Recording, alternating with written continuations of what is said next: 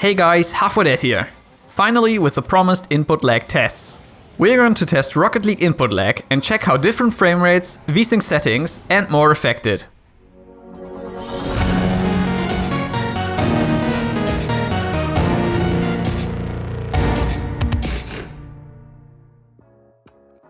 I know that a lot of people are just interested in the numbers and not how I did the experiments, so I'm going to cover that at the end. However, there's one important thing I need to tell you before I go over the results. The values I'm measuring here are for the whole chain input lag. That is the entire duration from pressing a button until the action appears on screen. As such, a different mouse or monitor can and most likely will affect the results of the experiment. You cannot compare my numbers to anyone else's online. The value of these tests lies in the possibility to do experiments where every variable stays the same except for one. That way, the impact of any one variable can be measured at a time. Now for the numbers as promised. First, I tested the engine reaction at different frame rates while keeping my monitor at its maximum refresh rate of 144 Hz. The error bars show the sampling error, but I'll do a full discussion of the accuracy at the end of the video. As you can see, the higher the frame rate goes, the lower the input lag gets. The average input lag I measured isn't the only thing that changes though.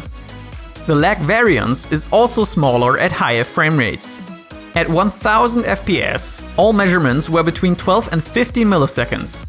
At 60 FPS, they were between 30 and 46 milliseconds. The range is 16 milliseconds instead of 3. That's why higher frame rates also feel more consistent. For comparison, I also ran a test with CSGO, and Rocket League came out as the winner by 1 millisecond. Alright, that's the engine reaction.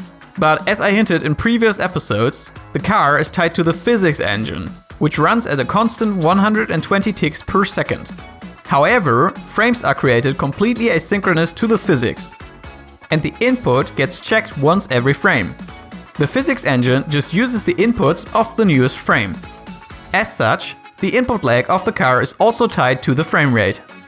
It would be possible to calculate the input lag that the car should have, but it's best to make sure it actually works the way it should, especially considering all the accusation Psyonix faces regarding the so-called heavy car bug. At 1000, 144 and 120 frames per second, the results were exactly as I expected. Due to the physics frames getting generated about every 8 milliseconds, the additional input lag of the car is 0 to 8 milliseconds or on average 4 milliseconds. At 240 FPS, I only measured a difference of 2.7 milliseconds and I'm not sure why. If I find out, then I'll make sure to update you guys. At 60 FPS, the car reacted almost as fast as the engine itself, which surprised me, but I'm guessing it's possible because of smart pipelining. Nevertheless, there's one trend that clearly stays true throughout this experiment, and that is higher frame rate always means less input lag and less variance. How does Vsync affect input lag in Rocket League? At 144 Hz, input lag was up to 36.4 milliseconds instead of the 23.7 milliseconds which I got with the same frame rate and Vsync off. Vsync also locks the frame rate, preventing the possibility to go up to 240 FPS to gain an extra 4.5 milliseconds. The total difference in input lag is 17.3 milliseconds, which is 2.5 frames. Not recommended for competitive players. At 60 Hz, the situation is looking even worse. My monitor, when set to 60 Hz, doesn't perform as well, so you shouldn't compare these numbers to 144 Hz. With Vsync, the input lag was at a crazy high 80 milliseconds compared to 26 milliseconds with 240 FPS Vsync off. I don't think that needs any more words. But what about Nvidia Fast Sync, which I explained in episode 9 of Rocket Science? I tested it and it adds no more input lag than what is necessary to make it work, which comes down to half of one refresh cycle of the monitor. Not much to prevent all tearing. This technology is only officially supported on the newest Nvidia graphics cards, but there are guides to enable it on older cards. It runs perfectly fine on my GTX 970. I recommend setting the monitor to 120 Hz though if you're running FastSync with 240 FPS. If the frame rate isn't divisible by the hertz, then the frame spacing will be uneven, which looks less smooth. Last but not least, I did a couple of extra tests with different settings. In my own default setup, I had the maximum pre-rendered frames on the Nvidia control panel set to 1. But when I set it to use the application setting, it made no difference. That means Rocket League already uses 1 by default. I also tested the config setting 1 frame thread lag equals false, which I talked about in episode 3. It should essentially turn the maximum pre-rendered frames to 0, but it doesn't seem to do anything anymore. They've already disabled a lot of config settings, and in this case I even agree with their decision, because there's little possible gain and it will cause more harm than good if used without knowing what it does. I also tested the game running in borderless windowed mode. Borderless windowed mode works in pretty much the same way that FastSync does, except for the fast part. Windows has a display manager, which has Vsync on.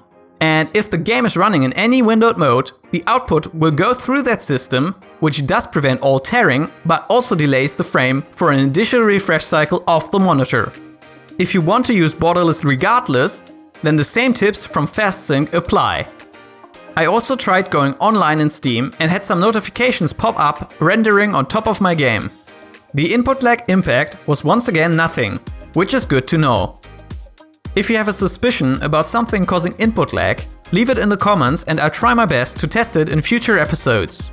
Keep in mind that not everything will be possible, as it takes me almost half an hour to set up, record and analyze each of these tests, even now that I've streamlined the process. I also need to repeat the baseline test regularly to make sure that any detected differences aren't from accidental other causes. Now, how exactly am I testing? I've modified a mouse to wire an LED to a button. The LED will light up as soon as the button is pressed. Then I use a consumer-grade high-speed camera to record the LED and the screen at 1000 frames per second to determine the delay between the LED lighting up and the reaction on screen. A massive thanks to BlurBusters here, who not only pioneered this method, but also helped me set this up. They have a massive input lag test on GSync in combination with CSGO and Overwatch on their website in case you're interested. Okay, that was the easy explanation on how the testing works. But there are a ton of things that I took into account to make sure my results are as accurate as possible, and most importantly, to make sure that I know how accurate they are. First, I made a custom map which is completely white with only a couple of black objects for maximum contrast. Having almost nothing on it allows me to get 1000 to 1700 FPS depending on where I'm looking, and really stable frame rates when I limit them to something lower. In the Windows power options, I enabled high performance mode to make sure the CPU doesn't use any of its power saving features, which can cause frame drops.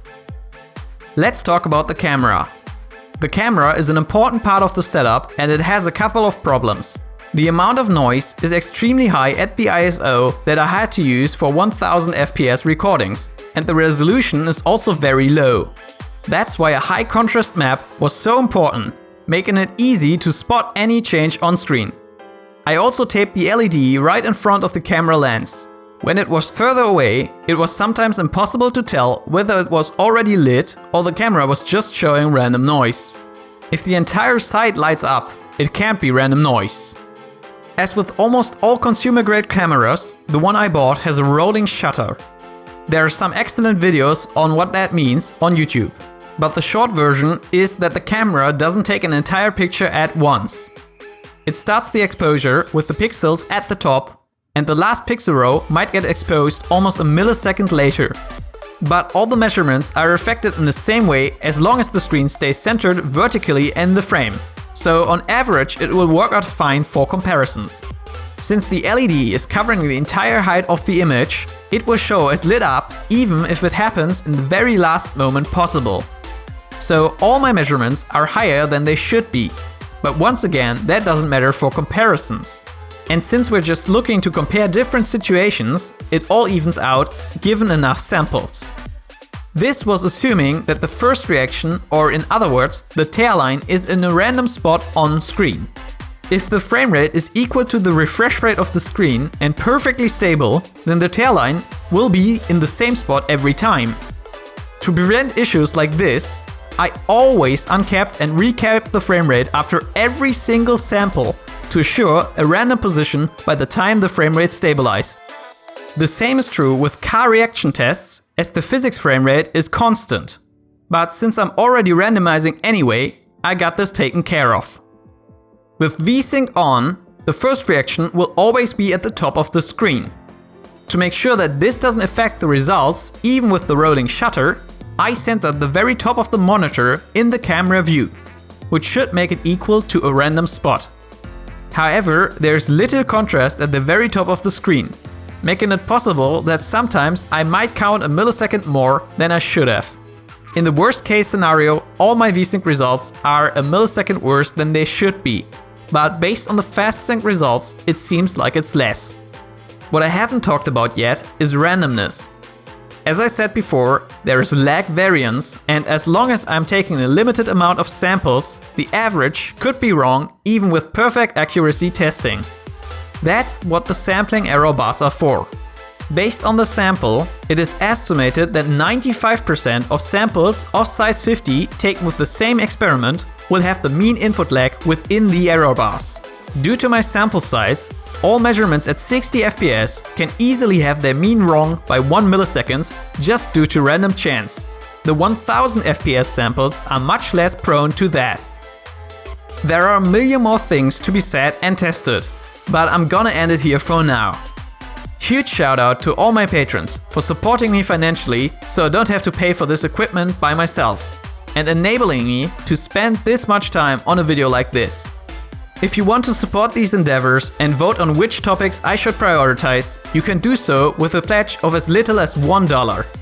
A small note, I will be on vacation for a week, so the next video will likely come out in 3 weeks.